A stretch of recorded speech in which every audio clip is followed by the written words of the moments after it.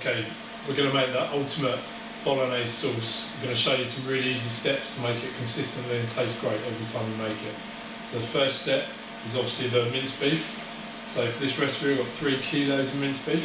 So I'm just going to fry that up in the pan so it's really nice and golden and all the fat cooks out.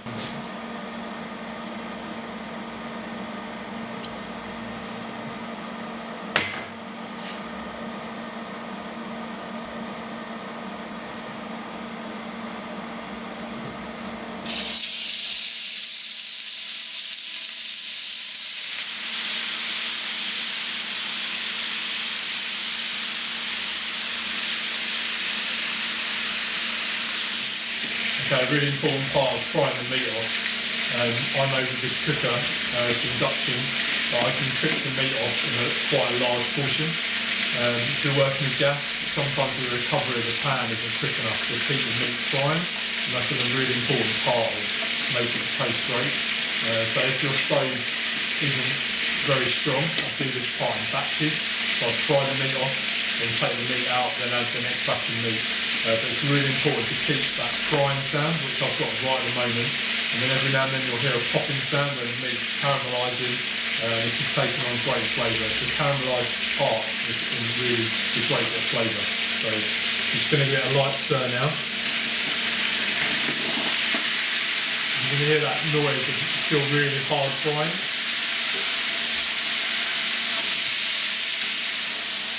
At this stage, I don't want you to be in there for a couple of minutes stirring it. I'm just giving it a really light move around the pan so the temperature still stays in the pan. If you're moving really cold bits of meat around in there, you're going to bring the temperature of the pan down, and that's what, you're not going to have that frying temperature. So I'm just going to leave that again for a couple more minutes. Okay, so I'm at the stage now where I'm really happy with the colour of the meat. Obviously when you're not stirring it as much, you end up with some sort of smallish boulders of meat. So all I'm going to do now is just going to break them down slightly. So I haven't got any huge lumps. Obviously there's still quite a long process to go now with the cooking, so it will break down, but we'll just assist it a little bit.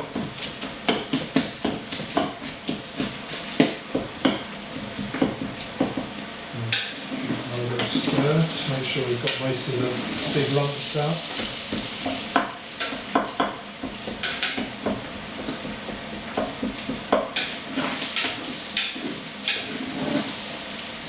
So I'm happy with that, so all I'm going to do now is pour that out onto a tray and get rid of the excess fat.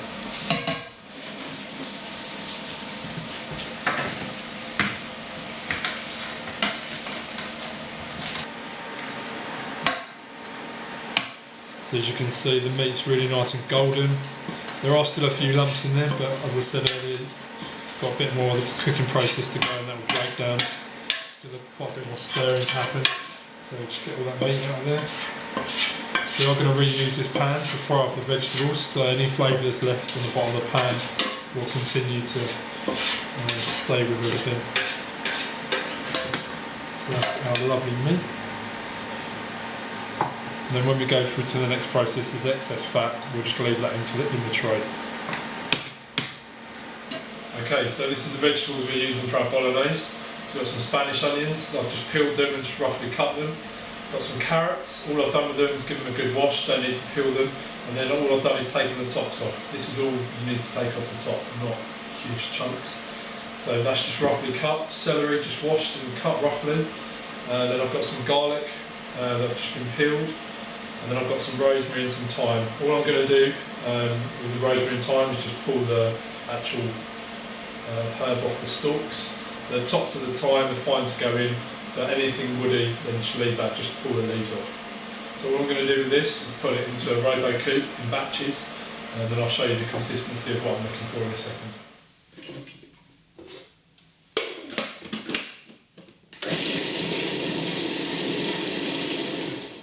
So we've now put our vegetables through the blender, and this is the consistency I'm looking for. It's quite fine, not puree, so you've still got a little bit of texture to it, but nice and fine. So when it cooks down, it adds a really great flavour. So I've got the carrots, I've mixed the herbs with the celery, so the thyme and the rosemary's in there, and then you've got the onion and garlic here. You don't need to separate it how I've done it. I've just done it so you can clearly see the definition of the texture. If you want to mix it up, that's completely fine, but you need to get it all to that consistency. So I'm now just going to add this into a pan with a little bit of oil, going back in the pan where we fried the meat off just to continue the flavour going, and then we'll fry that for about 5 to 10 minutes. A little bit of salt and pepper on there as well. So I'm just going to do that now. Just going to add a little bit of oil to the pan. And then all the veg in, all together.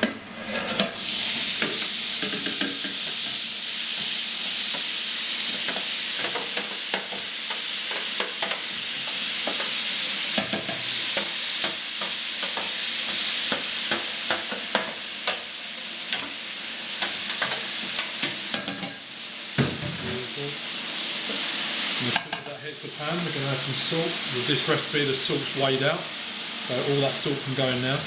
We've added some already to the beef when we fried that off, but the rest of the salt is going at this stage. And then we've just got a few bay leaves we're going to pop in there as well. And then we'll just let that cook down for probably 5-10 minutes, just keeping it stirring. And then we'll go to the next stage. Okay, so the next stage, the vegetables have been on for about 5 or 10 minutes, really cooked down, all the liquid's gone down, so it's that really nice frying sound. And then we're going to put a whole tin of tomato puree in.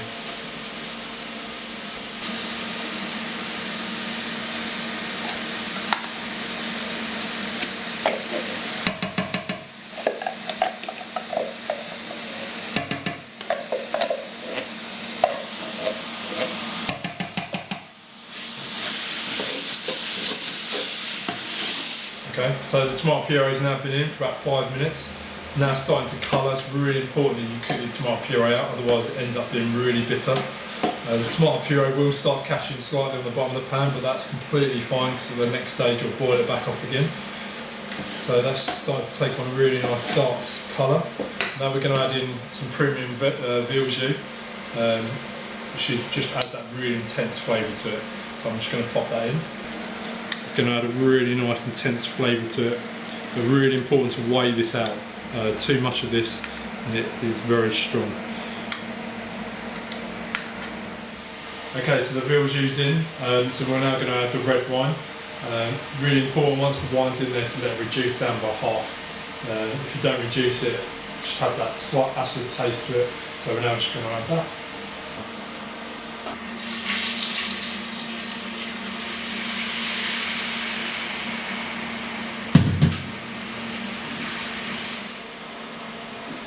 Okay, so the wine's nicely reduced, so we're now going to add some water in as well.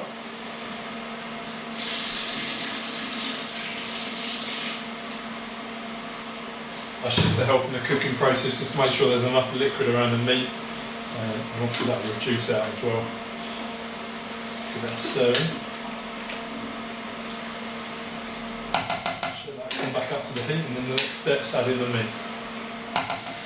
So now we've got our meat, it's ready to go in the pan. As you can see, we've got all the fat this side and all the meat this side. All I do is just prop it up with anything just to lean the tray. You can put it in a colander, but I feel sometimes the really fine bits of meat go through the holes of the colander, so this is the best way I find. This fat, we will actually use a little bit of this. I'm literally, out of this recipe, probably going to add something like this, just to add that extra little bit of fat to it. Obviously the rest of it will just discard, and then the rest of the meat will just go into the pan.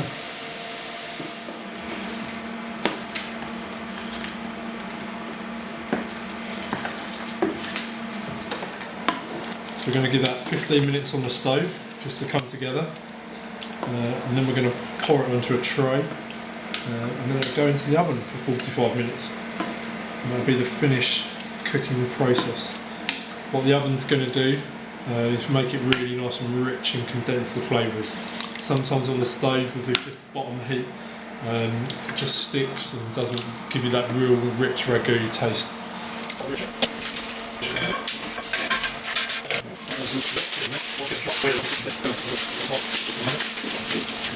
Now this is ready for the oven, 180 degrees for 45 minutes.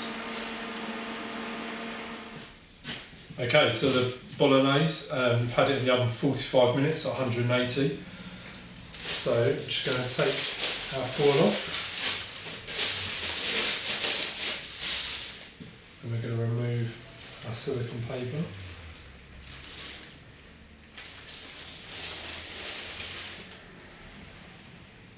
It smells absolutely amazing. So what you've now got is a really nice rich ragu. So just passed our tin of tomatoes through our ricer. So that will then go into here, and also I'm going to add some water at this stage as well. Not traditional, but what I want to get to is the consistency of this is ready to go onto the stove. You can heat it up, you can reduce it slightly, and it's ready to go. And what this will do, it will help this chill down in the chilling process as well. So I'm now going to add the tomatoes and the water to this, and then you can see what the consistency is like.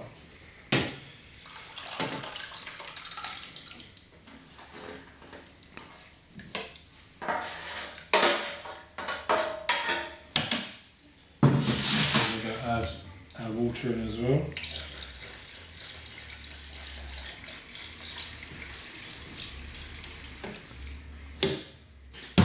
We're going to give it a good stir. So what this will do, obviously the meat is that really rich flavour, and adding the tomatoes in at this stage, you're still going to keep that really nice fresh tomato taste to it as well. So when the customer's eating it, they'll be able to taste the meat and the tomatoes. And the water's there just to loosen it up, so when you reduce it again on the stove, when you're reheating it, you end up with the right consistency, you're not having to correct it. Okay, so bolognese is ready for chilling. So what we're going to do now is tub it, making sure we don't do them too deep, they take a long time to chill down. So we're just going to fill these nice and evenly.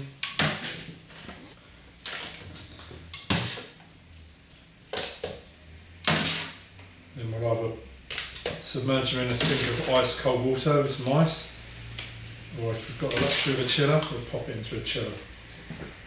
And then it's ready for service. So hopefully what you'll find with this consistency, you'll be able to put it straight into a pan, heat it up, pasta in, ready to go. Perfect bolognese every time.